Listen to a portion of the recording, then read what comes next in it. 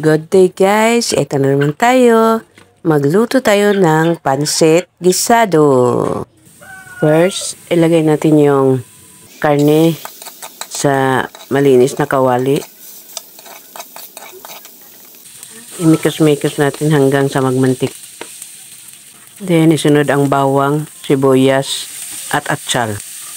Imikos-mikosin ulit. Then, yung karning walang taba. Tapos yung gulay, carrots at saka bagyo beans. Mikos-mikos na naman. Takpan. Buksan at haluin ng kaunti. Then, magbuhos ng tubig para sa sabaw. At takpan. Pag kumulo na, tikman. Tapos lagyan ng konting asukar at suka. Pampalansi ng lasa. Tikman ulit. Tapos asin. Natin sa sabaw para manuot.